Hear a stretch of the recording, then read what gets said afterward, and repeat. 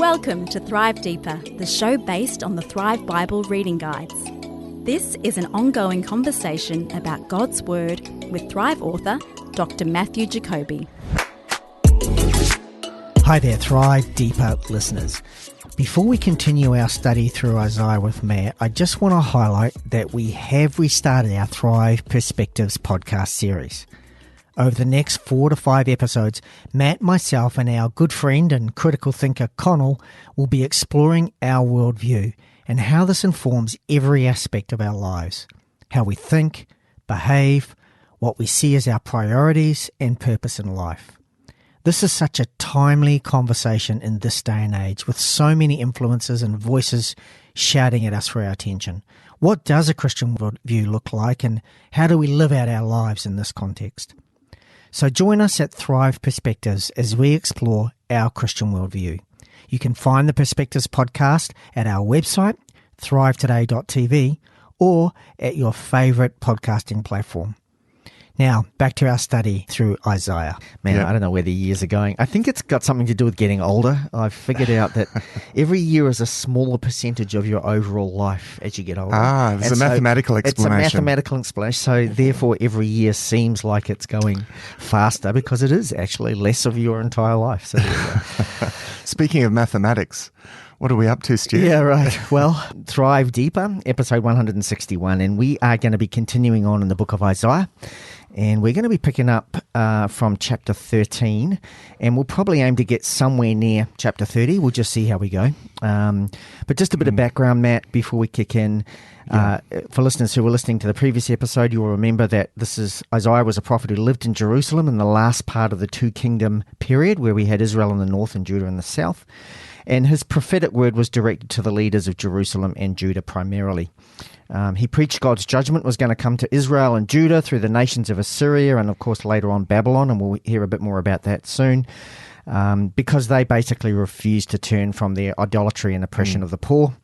But as we've already seen in Isaiah and the other minor prophets that we've looked at, this message of judgment is delivered with a message of hope as well, that in spite of this judgment and the nation's continued disobedience, God one day will fulfill his covenant promises, all of them, through an everlasting king of David's line. And so we sort of pick up at, we ended at chapter 12 with a song of praise after, and again, that sort of offer of hope. And then we start on these series of oracles of judgment. It's interesting, the consistent thing in the prophets is certainly God's commitment to his covenant. That is a massive theme that runs right through the prophets. In the midst, I may say, of these oracles of doom upon those people for not trusting actually in God's faithfulness. Yeah. So the message is always God is faithful, but are you going to be faithful? And your faithfulness depends on whether you actually get to be a beneficiary of God's faithfulness. Yeah. So you get this sense that he's saying God is willing to be faithful to you, but whether you're, and God is going to bring about his plan, but whether you're going to be part of it depends on your faithfulness and your decision. Yeah. That seems to be quite a ever-present message through the prophets, certainly in Isaiah, as I've noticed that. There's a lot of history going in the background. This is one of the things that's complicated about reading the prophets. And I think a little key, and I may have said this before, Stu, for me, reading through these oracles, the primary thing that I get out of this is a sense of God's heart. Yeah. Ultimately, it's not like God is delighting in these oracles of doom. There's a real sense of grief here. And that grief is actually often expressed in Isaiah the prophet himself. I don't know if you notice that, but at regular intervals, Isaiah just breaks down and is just mourning and weeping. And this isn't the prophet saying, "Oh God, you're so mean and I'm the sensitive one." No, this is a prophetic lamenting that he's doing here. And so this is God lamenting over the plight of his people, and particularly their spiritual state, that such a thing is necessary, because he's going to have to prune the diseased branches, as it were, in order to save the tree. And that's kind of what's happening here.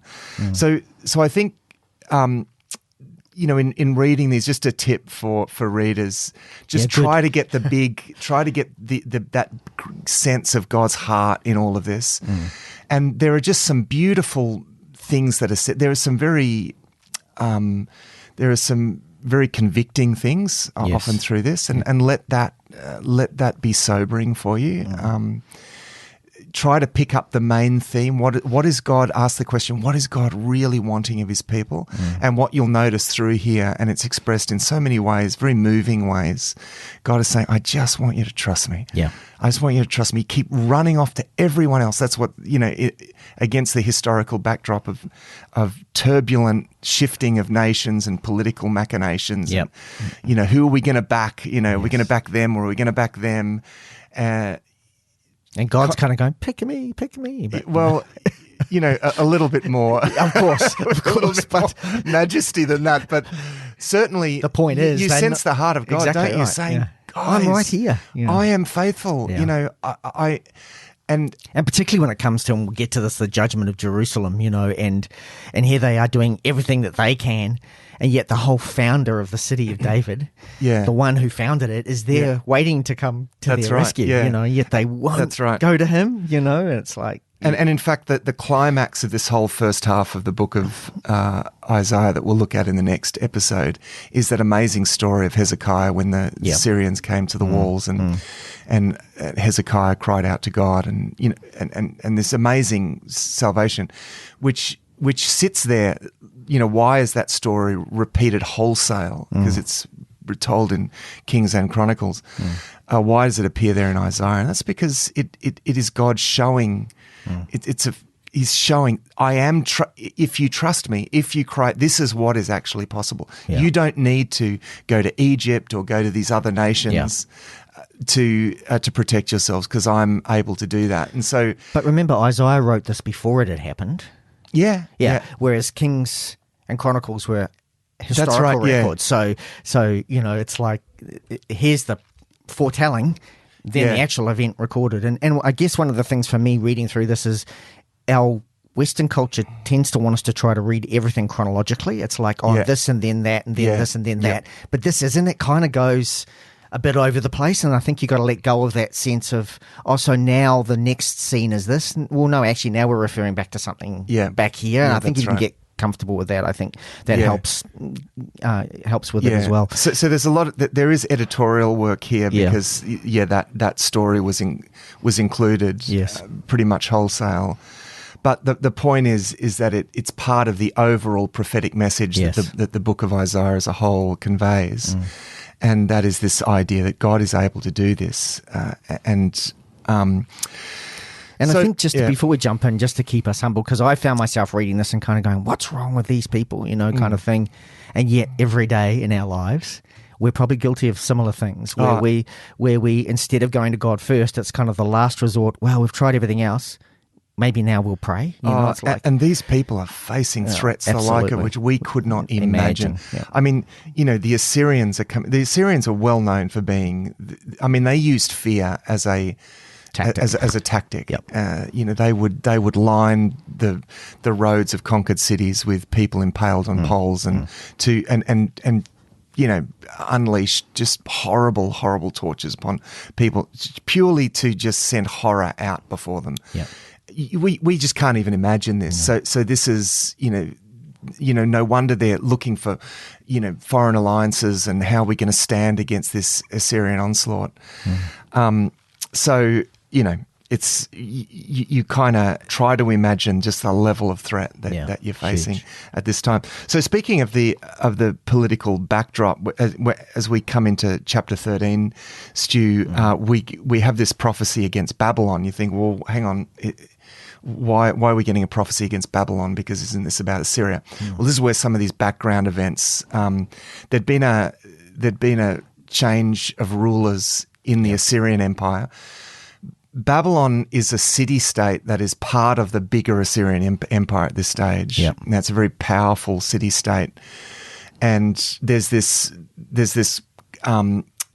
the beginnings of rebellion now. Power struggle going on. Already earlier, and now this actually comes to a head because there's a rebellion.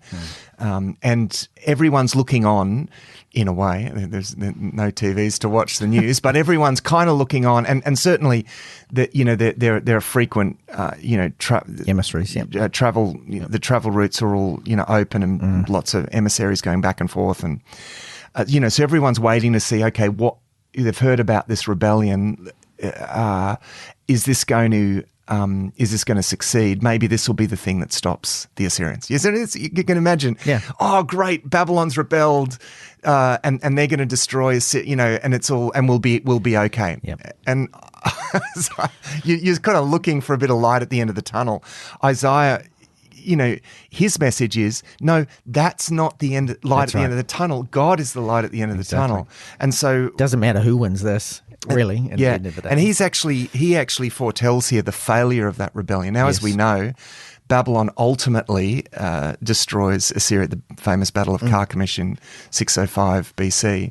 But here, we're around 722 BC still. Okay, so that's... And the Babylonians, if you recall, if we recall, listeners, they also came to Judah looking for an alliance to help them against the Assyrians, which of course the Judeans that was the issue in chapter 7. Exactly right. Yeah, that's right. So that's already happened. That's right. So the question is, will the revolt of Babylon be successful? And a lot of people are thinking it would be. Now, as we know, ultimately it is, but Isaiah says, no, it won't be. And this is the amazing thing about these oracles. One after another in his prophecies is absolutely spot on. Hits the nail on the head, right. And so he says, no. And so there's this prophecy against Babylon. Part of this is because Assyria is his chosen instrument. Yes. This is, and part of what's going on here is that we have this picture of God as Lord over all of the nations. Now, remember, this is in a time where people believed in territorial gods. Yes. And battles were between one God and another God. This completely this is the theology that comes out of Isaiah completely flies in the face of that. Because this is not one God fighting against another God. No, this is a sovereign God who is sovereign over all of the machinations of the nations and is going to, like Assyria, which is the most powerful, formidably powerful empire in that day. The Lord says, oh yeah, they're just an instrument of discipline in my hand. Yeah. That's all that they are. And so this uprising of Babylon, oh, maybe this is going to thwart the onslaught. No, it's not. Because they're an instrument in my hand. And I'll decide. And I'll decide this, thank you very much. So you get this amazing message of sovereignty over the nations. Which then is reinforced as we go through, and we'll move through these together, obviously, but he then goes through all the nations that are really surrounding Israel and Judah at the time and, puts the judgment on them, all who have their own deities in a sense, and all who are trying to, so, and interestingly enough, in this case, with the Babylonians in the first instance, when they came to Judah for support, it was the Medes that God used to actually destroy the Babylonians. The Medes are probably the current day Iranians. And so just interesting how God's just going to use whatever instrument he needs to bring about his purpose. That's right. So. Well, one other thing about Babylon too is that you get this sense that with Babylon particularly, because of the city and the presence of the Tower of Babel earlier, which is probably a ziggurat. There's something about Babylon, that God has his eye, a particular eye on Babylon as a symbol of something bigger. There's something about Babylon here. And this is always made evident when Babylon gets brought up. And we know from, of course, the book of Revelation that the world system is referred to as Babylon. So in fact, both at the beginning and the end of the Bible, we have Babylon as a symbol for humanity and rebellion against God. So the Tower of Babel is Tower of Babylon. In Genesis chapter 11, and then in the book of Revelation, of course, as well. And so I think it's important to keep that in mind whenever there are these prophecies against Babylon. And so you do get this apocalyptic language that seems to cast broader. So verse 9 of chapter 13, see the day of the Lord is coming. Yeah. Now, when it talks about the day of the Lord, the scope always widens. It's the great day of judgment, in a sense. But of course, the judgments that are going to be faced by the people immediately are a kind of foretaste, in a way, of that judgment. But it talks about the day of the Lord is coming, a cruel day with fierce wrath and anger to make the land desolate, destroy the sinners within it. The stars of heaven and their constellations will not show their light. The rising sun will be darkened and the moon will not give its light. This is the same language that Jesus uses in Matthew chapter 24 to describe the tumult of the nations. It's not describing the end of the space-time universe. It's described. This is a standard way of describing the tumult and the complete upset of the world system. And similar language to what we see in Revelation 17 and 18 when we're talking about that kind of that similar sort of apocalyptic language there as well. So it's definitely foreshadowing something greater than just judgment on the city or the nation of Babylon at that time, for sure. Yeah. So, because he says that in verse 11, I will punish the world for its evil. I mean, he's throwing the scope wide. And then, and of course, at the beginning of chapter 14, you have, because this is how he's sort of projecting beyond this. This is the thing with these prophecies. It's the foreshortening thing. He's looking in immediate events are prefigurative of ultimate events. You've got this often this double thing happening. And so he speaks of the ultimate compassion he's going to have on Jacob. Of course, Jacob being the father of the 12 sons, 12 sons, 12 tribes of Israel. Once again, he will choose Israel and settle them in their own land and so forth. You get this promise. And it's odd that it's right there. I mean, when I came to them going, so it's all done now, but then you're back into the judgment again. It's like, you're back into judgment. Is that just to keep us listening? Kind of thing. But it's, again, these are these things where he's pointing forward to say, but God is still going to be ultimately faithful to his covenant promises. And in that context, because he's saying that ultimately, these things are going to God's promises about the land and his people and everything are going to be full. And it says, on that day, the Lord gives you relief from your suffering and turmoil. You will take up this taunt against the king of Babylon. And then it goes, it continues. So this is where you get this sense. Oh, no, hang on. The occasion is Babylon going to succeed? Is this revolt of Babylon going to succeed? But this is used prefiguratively as a picture of something bigger. And so, because it's interesting that this taunt that's taken up against the king of Babylon is reflected in the book of Revelation. Yes. In I think it's Revelation 18, where it says, fallen is Babylon, and again, similar sort of taunt. Now, the interesting thing in chapter 14 is that it says this. Let me read this to you, Stu. This is interesting. From verse 12, chapter 14, how you have fallen from heaven, morning star, son of the dawn. You have been cast down to earth. You who once laid low the nations, you said in your heart, I will ascend to the heavens. I will raise my throne above the stars of God. I will sit enthroned on the mount of assembly, on the utmost heights of Mount Zaphon. I will ascend to the tops of the clouds. I will make myself like the Most High. But you are brought down to the realm of the dead, to the depths of the pit. Well, okay, that's, again, talk about casting a wider vision here. Babylon is, he takes actually what is a not unfamiliar mythology from the context, Canaanite mythology, about sort of battles between the gods and one god trying to usurp the place of another.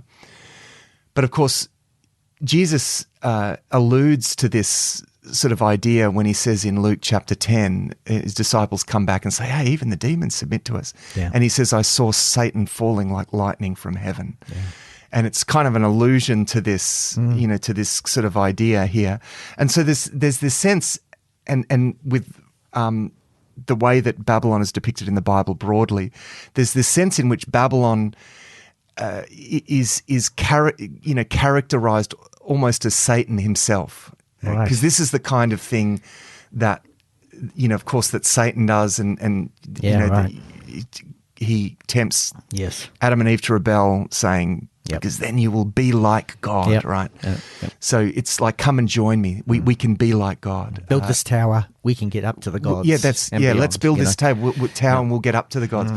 And it's, the Tower of Babel reaching heaven is actually about them rivaling the gods in a sense, So you get this consistent God complex of humanity coming through, and that is Babylon becomes the ultimate expression of it. Throughout the Bible, Babylon really becomes the ultimate.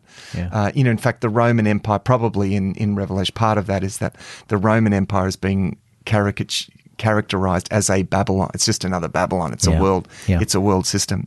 So very interesting. Very interesting here. If we move on to the Philistines. We move on to the Philistines.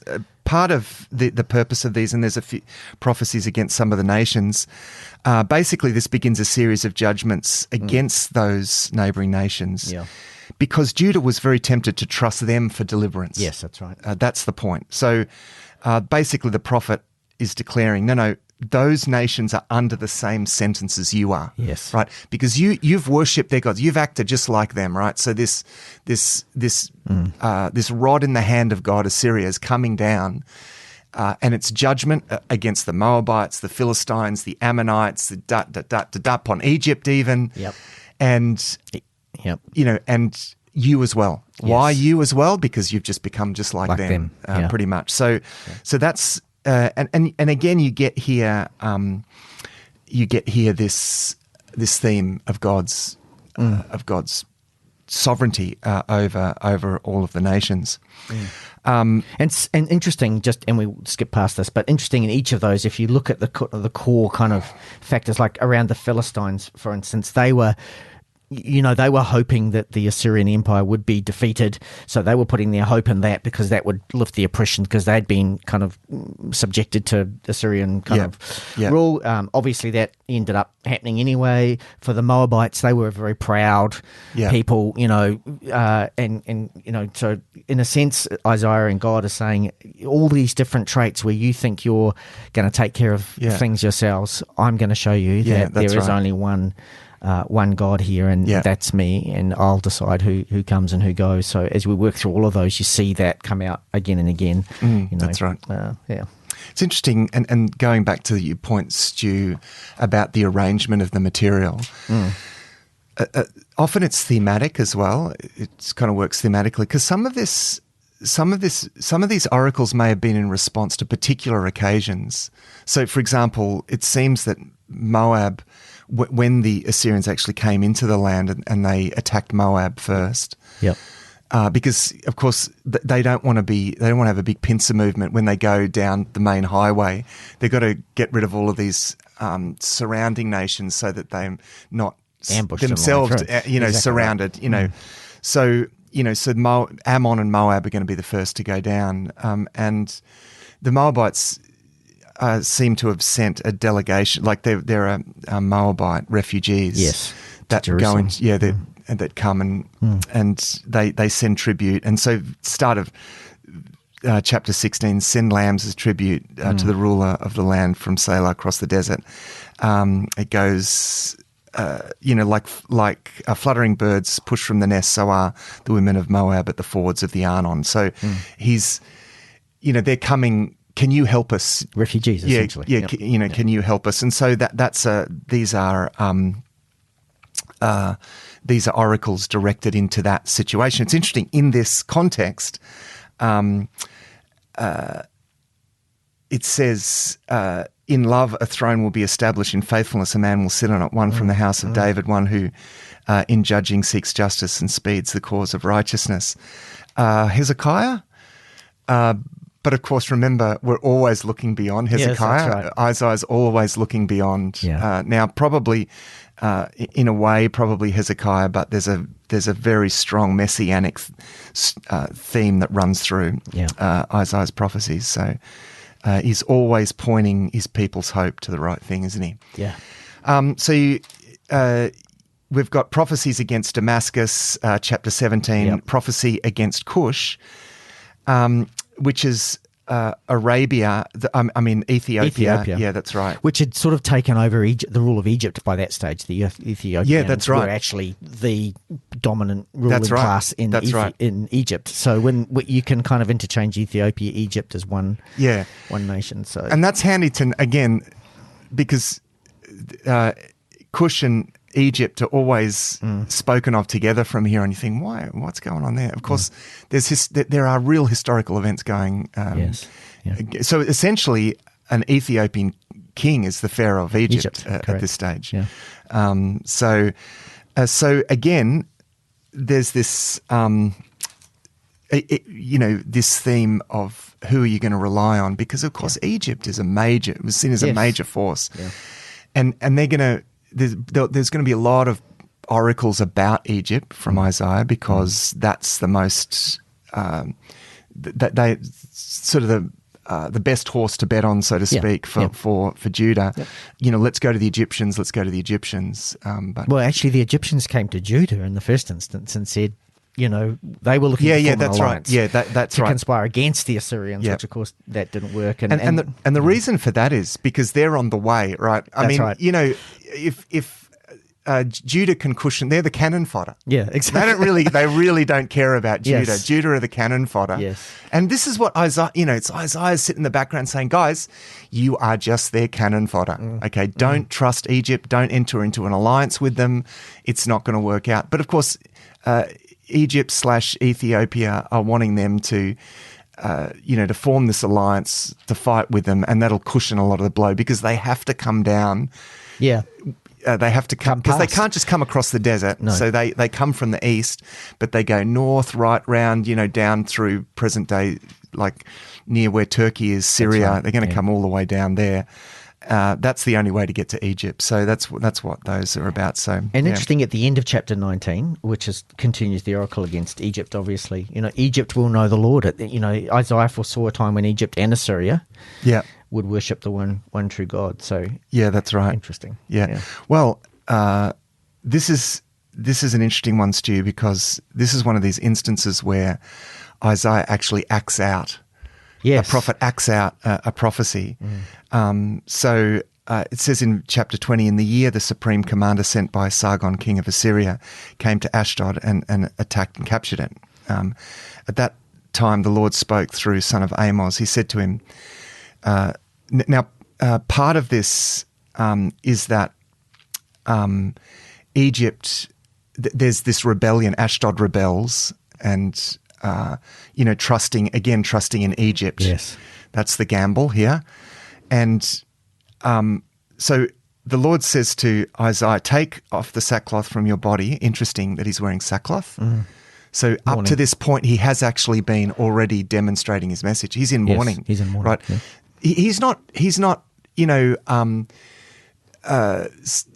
clicking his tongue and just, pointing the finger and saying, aha, there you go. And I told you so. I told you. No. He's actually in mourning, of course, for all of this. These are his people. Absolutely. Yeah. And again, remember, in his mourning, he's expressing the heart of God over these people. Which is interesting, because we'll come to something a little later that we can speak to, where there's, we'll come to that a little later, where again, the sense of us being able to mourn with God what he mourns at. That's right. So he tells Isaiah that he's got to strip, and he's got to go around stripped and barefoot for 3 years. Yeah.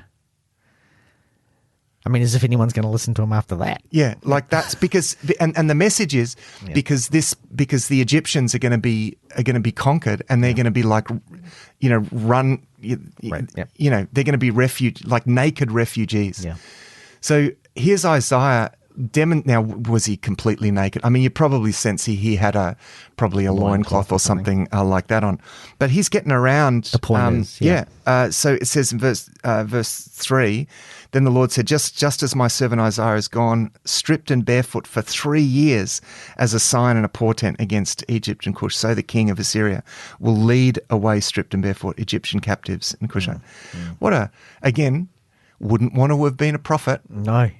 I mean, wow. That would have been against the odds at that point in time. Yeah. Exactly right. Yeah. I mean, but even to have to go around stripped and barefoot, man, you really, because Isaiah already at this stage would have been very much a well-known figure. So for him to be walking around the city stripped and barefoot, why? So the question is again, why is this, like, why all of that? Because that's just about Egypt. Why does anyone, care about Egypt? Well, partly it's because it shows God's sovereignty over the nations, but largely to show Judah that God is sovereign over the nations. Because the whole time, Isaiah is, by acting this out, has been prophesying the doom of Egypt. Yes. Egypt's going to fall.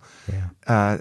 And so when that happens, it's clear Judah's also God is sovereign. Yeah. Well, it's very clear that Isaiah's right in everything that he's saying, and that God is completely sovereign. Because see, if Isaiah is correct, then everyone else it shows right. that God is sovereign, because God has declared this through Isaiah. Through Isaiah. Come back to a prophecy against Babylon. Again. Man, this is real international stuff here. Everything big that's happening in the world, the known world at this time, is being spoken of by Isaiah. He's addressing the whole lot. This is a prophet of the nations, not just a prophet, speaking to some little people group. No, this has a global scope. And notice he says in verse 3 of chapter 21, Stu, "At this my body is racked with pain. Pangs seize me like those of a woman in labour. Yep. I am staggered by what I hear. I am bewildered by what I see." So he receives this word and these visions from God, and he has it physically. He's physically filled with pain. I mean, he carries it. It's so real to him that it actually his body actually manifests the pains of it. of the trauma of the things that are going to happen. This isn't just someone getting a word and nonchalantly passing it on. This is the interesting thing that I find here about this ministry, the prophetic ministry, is that he really carried the burden of this message. Yeah. And this is important to you. I was reflecting on this because, of course, according to Joel chapter 2, in those days, young men will see visions, old men will dream dreams, and so forth. Yes. And the point is that in the new covenant time that we will all be anointed as prophets to the nations, all of us. Yeah. And that's where, when you read these prophecies of Isaiah, you get a sense of what it actually means to carry this mantle and to be on this kind of mission. It's not just passing on, it's actually you are embodying a message. Yeah. You embody the burden of this message. You don't, you're not standing aside from people. You're actually and here he's feeling the pain of Babylon, essentially. So it's very, very, very interesting stuff. Yeah, for sure. So again, oracles against Duma, which is part of Arabia at the time, then one against the larger state of Arabia, and even some timing on that. He talks about Kedar, which was a big city that would fall within a year. So there's some very specific timing around that's right, around that stuff as well. And then we move on to obviously an oracle against Jerusalem. Yeah. So the historical background to this, just let's be reminded of the story here. So we're probably in the time of Hezekiah here now. Yes. It looks like we're in the time of Hezekiah. Remember when the Assyrians they came down as Isaiah predicted. They laid waste to those nations, as he predicted. They lay waste to Samaria as well, and then they're coming Jerusalem's way. Now, at first, Hezekiah pays them off. Yes. Massive tribute. However, after that, they do come back, and that's the famous story about them at the walls of Jerusalem and what God does there. But what we don't know is how much time between those two things. Now, Hezekiah paying them off. There was no sense there that he consulted God like he did the second time. We don't need to see Hezekiah, even though he's the good king. He's very far from flawless. In fact. He does do some wonderful reforms and all of that sort of stuff, and he trusts God, but he's certainly not without his flaws. So he has this moment where he pays off the king of Assyria. Now, this could be where these prophecies now take place, because presumably Isaiah had been preparing them for the next onslaught. Yes. And also to the extent that when they do come back, Hezekiah does go before the Lord, right? Yeah. So what's the change? You think, okay, the first time he tried to pay them off, the second time they come back and they're back for more. So why doesn't he just pay them off the second? Because again, they're willing. All they say the second time is, just let us become, a vassal state to Assyria, and we'll leave you alone, right? This time, he's not going to do that, and he goes and he seeks God. So it may well be that the very oracles that we're reading is in the hearing of Hezekiah actually really stirred his heart and stirred up the faith that we see expressed. And as you say, at that time they still relied on their own efforts. They went and fortified the city walls. They went and built alternative water supplies. It's like, let's do everything we can. Instead of just straight away going to God, it wasn't until they realised none of that was actually going to make a difference. And it wasn't that doing those things was wrong necessarily. No. It's just that there was a lot of activity before they even ever got to seeking God. Yeah. And I mean a lot of activity. One of those activities, I have to point this out because I've walked through this tunnel, Stu, is and it's famous because it's an amazing work of engineering. I say done in a hurry. So there's a spring that's just outside the walls of Jerusalem, and that could potentially sustain an invading army. Yeah. So what they did is that they closed up that spring and they diverted the water underground for, it's about 700 meters, I think, underground. That's huge. This amazing tunnel that you can walk through today, and I have walked through it, and maybe some of those listening have as well, that two different work groups worked from either end and met in the middle. It's just amazing. Yeah. And the whole thing flows in the way that it should flow. It's got the right gradient to it. Yeah. Man, amazing piece of engineering here. So 3 cheers to Hezekiah for that. So and he builds extra walls, and we can still see the walls, those extra walls they've excavated in Jerusalem, the walls of Hezekiah, the extra ones that he built. Yeah. So you can see this, at 22 verse 8, where it talks, on that day you looked to the weapons in the house of the forest. You saw that there were many breaches in the walls of the city of David. You collected water from the lower pool. You counted the houses of Jerusalem so that you could tear them down to fortify the wall.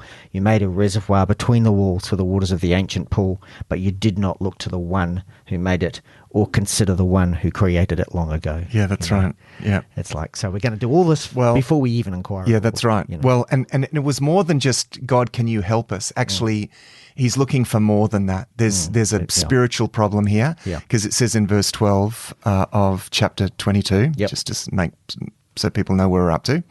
It says in verse 12, The Lord Almighty called you on that day to weep and to wail, to tear out your hand and put on sackcloth. But see, there is joy and revelry, slaughtering of cattle and killing of sheep, eating of meat, drinking of wine. Let us eat and drink, you say, for tomorrow we die. I mean... So essentially they've said, there's no point holding out for God. We're done for. Let's just have all the fun now. Let's just do our best. Yeah, let's just have all the fun because we're going to be dead. Come on, I mean... God's not in control, really. It's all over. Yeah. Right. Yeah, that's right. In chapter 23, there's a prophecy against Tyre. Tyre is the other nation that tends to be... You don't want to touch on Shebna just before... I mean, it's not important, but just this was a royal, some kind of official royal, very proud person, built himself a grand tomb in Judah, and then Isaiah makes a prediction that he'll actually end up exiled and die somewhere else and not even get to use his tomb. And that's continuous with what's said before, because they're all parting, getting on with things. They're building these walls, and and Shebna builds himself a tomb, and so... He's made, essentially, Isaiah's making an example of him because he's a leading figure in the city. Do you think Eliakim could have been the ruler that would come and actually rule? Because it seems that for a period of time, he did rule over Judah as a royal anyway, justly. I mean, obviously, sooner or later There's always this, and this is the thing, there's always that promise. You could be. You could be. It depends on... And it goes back to what I said at the start. God is faithful, and He's will. You can be a part of this if you're faithful. Yeah, right. And so it's ultimately the unfaithfulness that, in a sense, just lumps him in with everyone else. Because God is always faithful. That's right. Yep. So then Tyre, including Tyre. Yeah. This was a prominent coastal kind of commercial centre on the Mediterranean coast, obviously at the time. Very important and again, Isaiah predicts the downfall of Tyre over. And Judah was always very dependent on, so certainly Israel was. That's Ahab's wife, Jezebel, was a princess from Tyre, and so there's this association with Tyre as sort of the great tempter. That essentially Baal worship came really from they were. A lot of the pressure for Baal worship came from Tyre, because a lot of alliances and there was a lot of interaction between Israel and Judah and Tyre, because a lot of the shipping and they did all the transportation. Even in Solomon's time, all of his transportation that brought all of that wealth and shipped off all of his trade, it was all done by the Phoenicians. So Tyre is the capital of Phoenicia.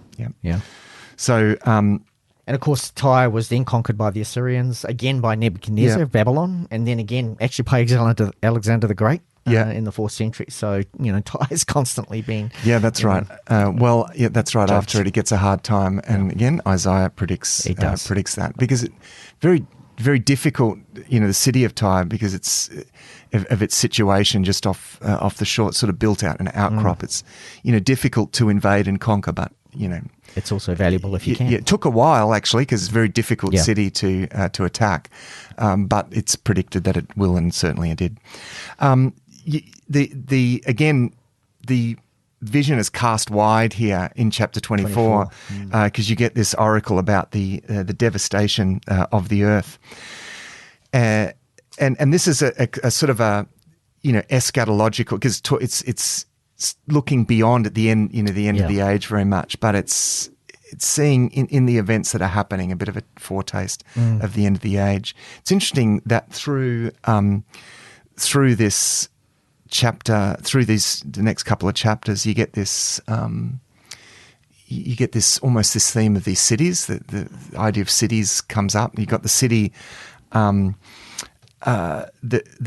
earth keeps referring to a city, and again that sort of Babylon theme again a little bit there, because it talks about in verse 10 the ruined city lies desolate, because he's seeing this, right? He's seeing ahead of time, and the earth is depicted as a ruined city, as a city left in ruins with its gates battered down, and because he says so it will be on the earth among the nations, And it's interesting here, though, too, in the midst of all of this, as he sees the downfall of all the nations, it says here, "But I said, I waste away, I waste. Woe is me."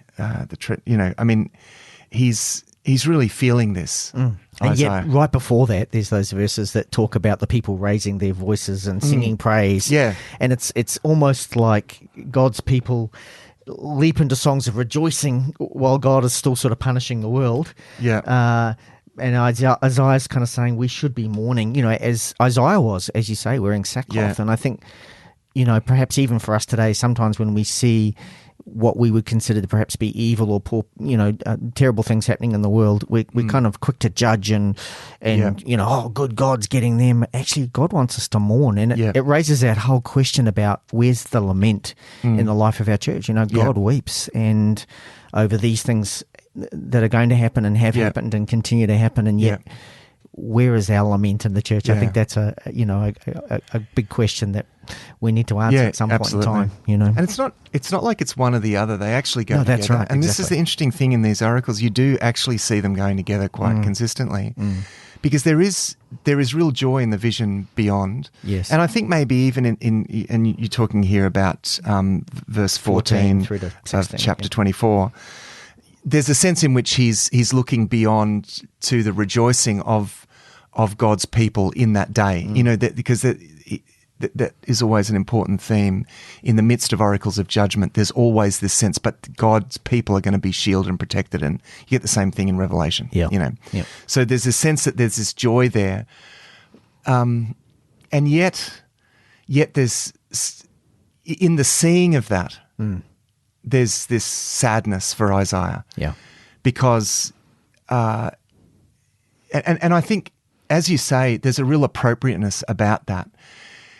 In this age, because we have a theme, we have such a great hope, and we rejoice, as Paul says, in the hope of the glory of God. But because we rejoice in that hope, we therefore lament the fact that there are so many that don't have that hope. Yes.